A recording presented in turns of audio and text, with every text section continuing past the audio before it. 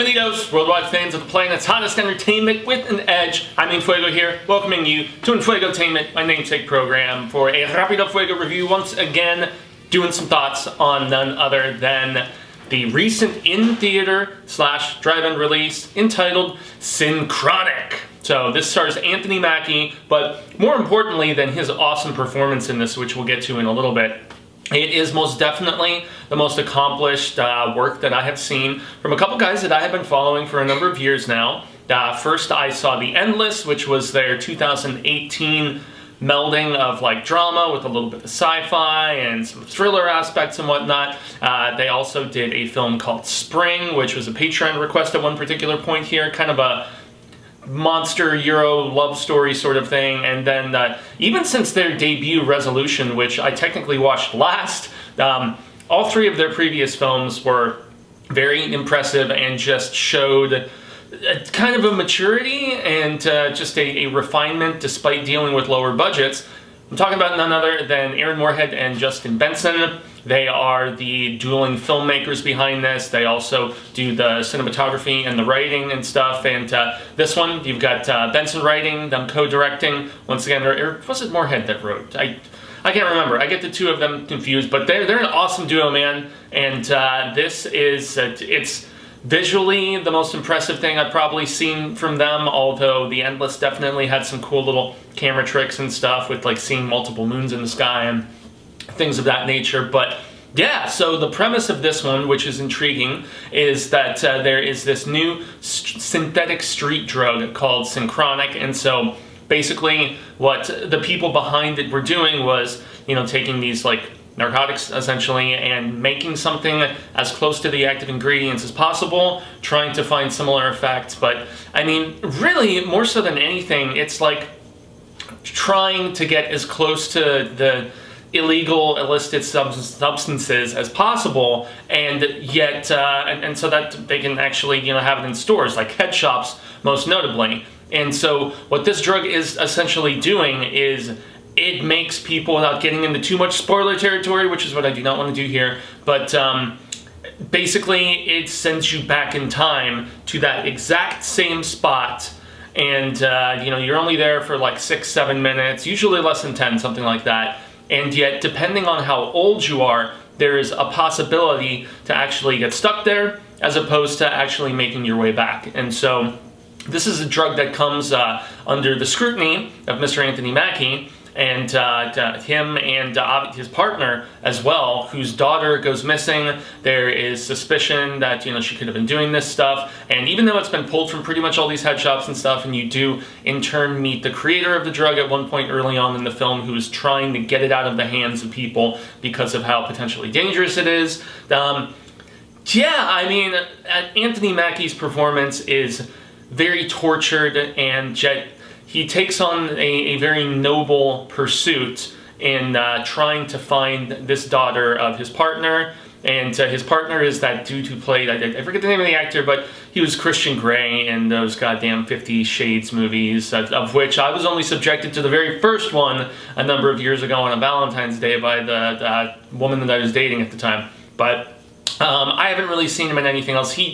His performance, even though he's dealing with different sorts of grief, you know, a strained marriage, you know, his daughter going missing and all that other stuff, but his performance is just dwarfed by how good Anthony Mackie is in this movie. Everybody knows him as, you know, Falcon from the Marvel films in the MCU, but yeah, he has his fair share of dramatic work under his belt, and he really shines in this as somebody who is trying to help a friend, but also dealing with an illness himself that is potentially life-threatening, without getting into too much specific about what it is, and, you know, possibility of recovery and stuff like that. So he's got his own shit that he's dealing with, man, and yet he still takes it upon himself to start taking this Synchronic, this weird drug, and basically jumping back, trying to get some answers, trying to track down his buddy's daughter. And that's really about the extent of what I can say. It's visually very impressive. You can tell this is the biggest budget that Moorhead and Benson have,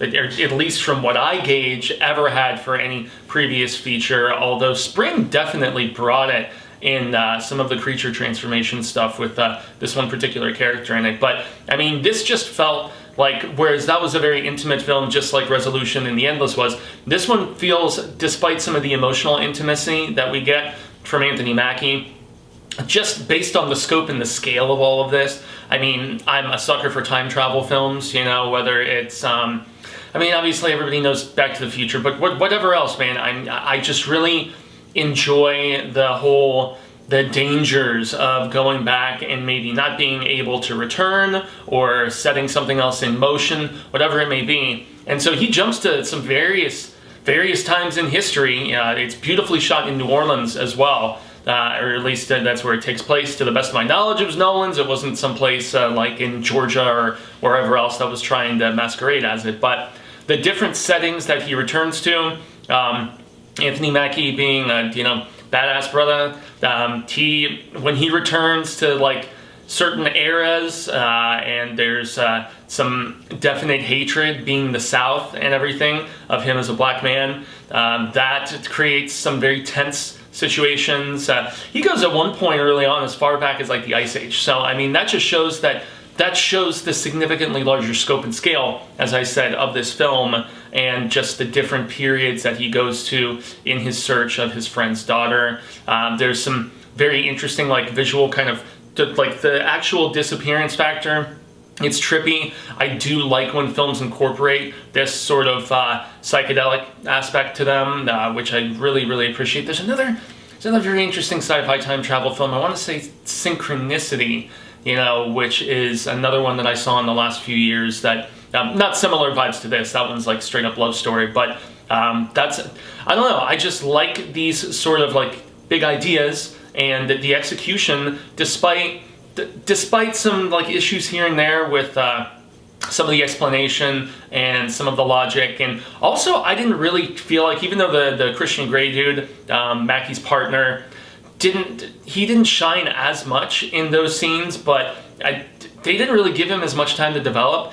You do have some of that very typical Benson and Moorhead theme exploration of, you know, friendship, mortality, just bigger, grander ideas and worlds, and, you know, stuff like that, which, I mean, The Endless, and it's a theme of theirs that I always really find thought-provoking and appreciate, and the fact that these guys always, in my estimation, have something, like, bigger and deeper to say, which this film is no exception. And so, yeah, the camaraderie that they really just, despite some of the conflicts they have, you know, disagreements at other times within the film, they really nail it down, especially in the third act. The friendship between these two guys is really endearing, and they've got each other's backs, you know, and it's really that sort of camaraderie and friendship, almost like, you know, brotherhoodishness, is really cool to see, and it's just really nailed home in the third act. And so, yeah, some dope visuals,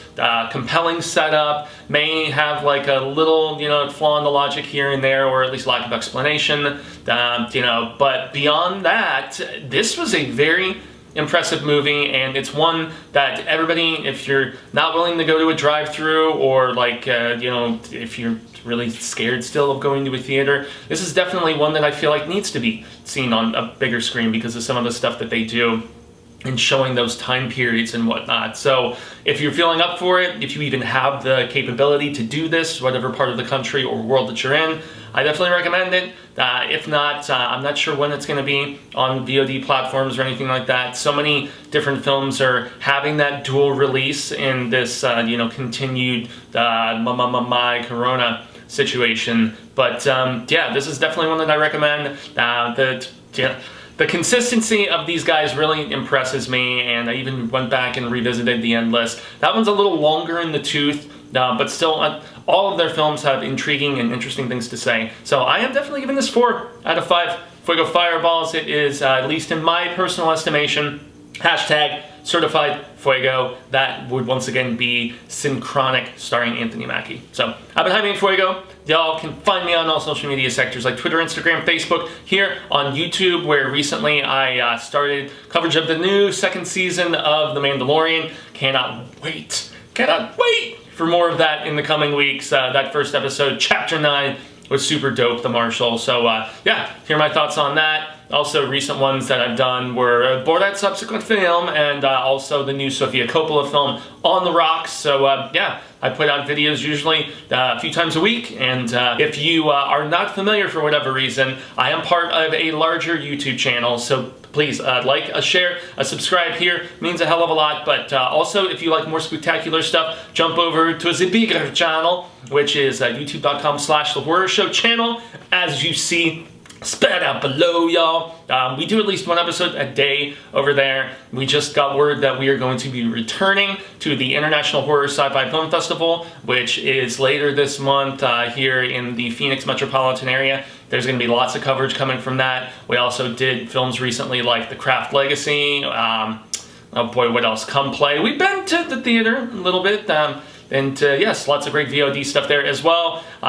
Video game Let's Plays, trailer reactions, reviews of anything scarific under the sun. Yeah, we stay vigilant with it. And I appreciate all of you, once again, stopping through to hear my thoughts on Synchronic. It was a very, very accomplished work, and it hit me in the feels, man, if I'm just gonna double down on that. So, I'm En Fuego, y'all have been Rad Status, and until the reel of Ka comes around once more, hasta luego, cinemigos, constant readers, viewers alike, whatever your entertainment stuff that you prefer and have seen here on my channel before, say thank you for spending a little bit of this time with me, but I'm hopeful we're sharing more of this palaver about the cinema sooner rather than later. Until then, stay home, watch more movies, or if you're feeling up to it, head out to the theaters and watch this new one from Justin Benson and Aaron Moorhead.